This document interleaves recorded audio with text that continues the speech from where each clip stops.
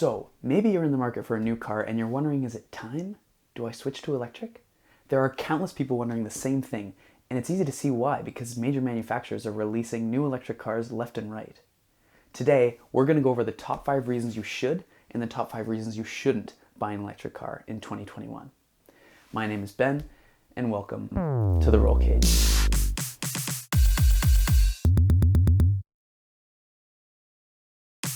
Before I get started, if you're new to the channel, please consider subscribing and liking this video. It goes a long way in helping me reach a wider audience. But now, back to the show. We are in the midst of a colossal shift in automotive history right now. Whether anybody likes it or not, cars are becoming electrified, but the majority of cars sold today still have internal combustion engines, and that's gas or diesel. So why should you buy an electric car today?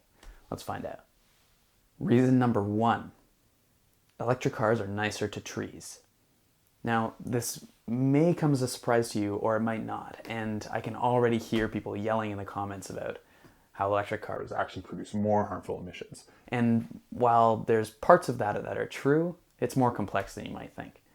Sure, during production, electric cars produce more harmful emissions, but in day-to-day use, when you're actually driving the car, gas-powered cars produce more harmful emissions. So by that logic, if you were to actually drive the cars, then at some point in time, the gas-powered car would produce more emissions than the electric-powered car.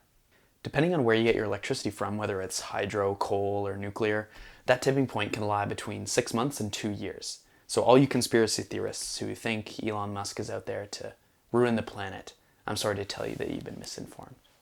However, if you're really concerned about your emissions, you can probably pick up a used Prius and do just fine, but I will shame you.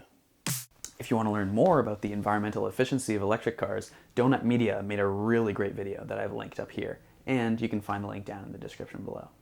Reason number 2, they might make you rich. So everybody complains about the price of gas and how it's always too high, and they have a point. Charging your car is just always going to be cheaper than filling it up with gas. And if you live in a place where gas is cheaper than electricity, I would like to know where you live. That's strange. This cost saving adds up over time, and most drivers find themselves spending half their fuel costs paying for electrons instead of melted dinosaurs. Not only that, but governments all over the world are forking over cash to get you to buy electric cars. I live in Canada, and in my province, you can get $8,000 knocked off the purchase price of your car just by buying electric. Reason number 3, you can laugh at people at the gas station. If you can set up an easy at-home charging station, you'll never have to visit a charger or a gas station ever again. Sure, maybe on longer road trips you'll have to visit a fast charger, but the reality is that there is an unparalleled convenience when it comes to electric cars. Okay, picture this.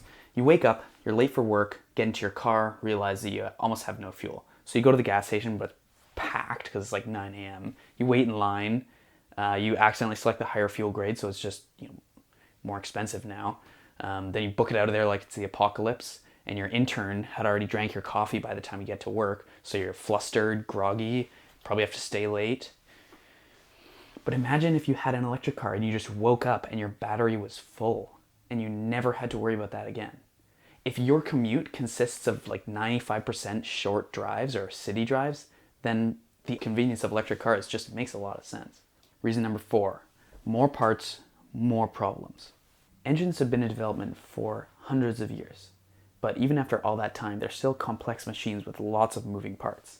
These parts get hot, they need cooling, and constant lubrication and maintenance in order to stay in good shape and last a long time. And these things cost money.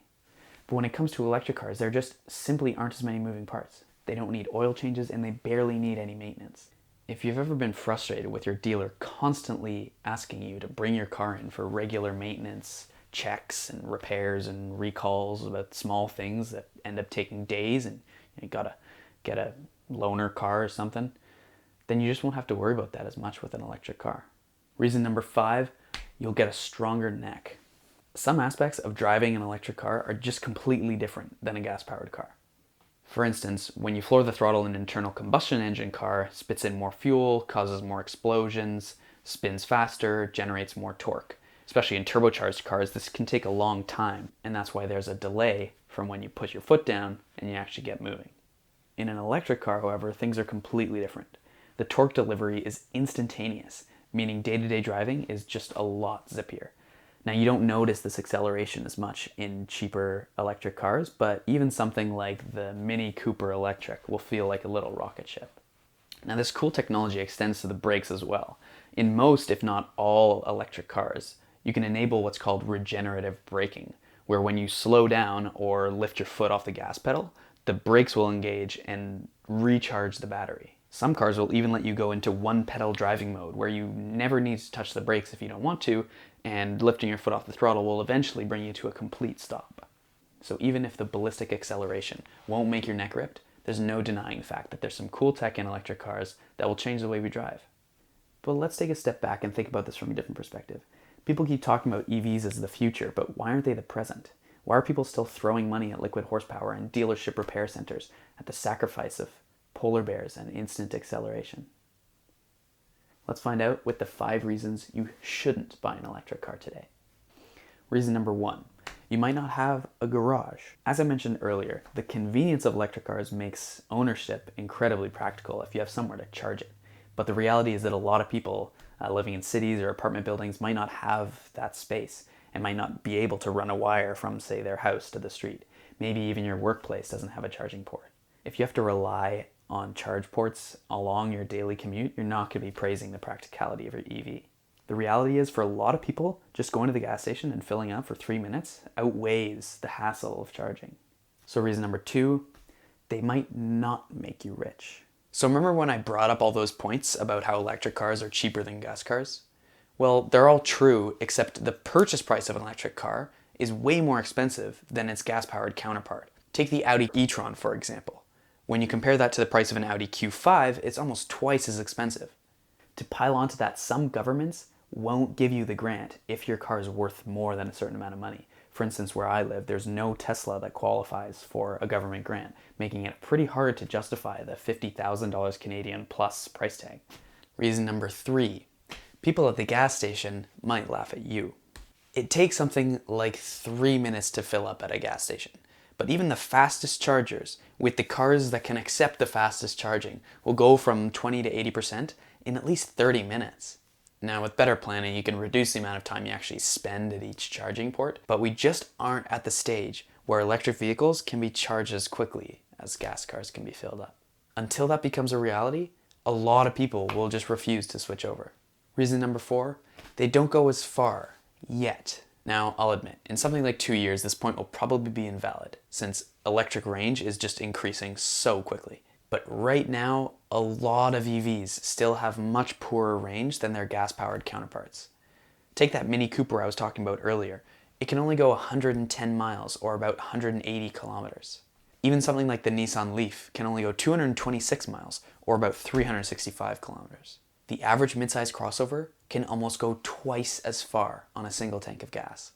People talk about range anxiety a lot, and honestly I don't think it'll be a huge issue for most buyers. But if you do long journeys or take your car on a long commute, most of the cars will be a huge hassle. Things are getting a lot better though. Take a look at the Tesla Model S long range, the newest model. It can go up to 412 miles or 663 kilometers, which is further than a lot of gas-powered cars. In a couple years, I would not be surprised if we started looking at internal combustion engines as being range limiting. Reason number 5, manufacturers just aren't good at making them yet. This one sucks because it's hard to fault a manufacturer for pushing their boundaries and trying to enter the EV segment, but the reality is they've been having quite a few troubles. For instance, you've probably heard of Tesla's troubles with panel gaps and sealant issues, and Hyundai was just involved in a huge battery recall because their batteries were catching fire in their Kona EVs. When you're dealing with new technology, you're bound to run into these speed bumps, and we're just ironing those out right now. Unfortunately, we're almost there, but we're not quite there yet. So there we are, the 5 biggest reasons you should and shouldn't buy an electric car right now. If I missed anything, please don't hesitate to let me know down in the comments below. I try to respond to every comment in the first hour after uploading. And if you learned something from this video, please give it a thumbs up and consider subscribing to this channel. Otherwise, drive fast and drive safely. Peace.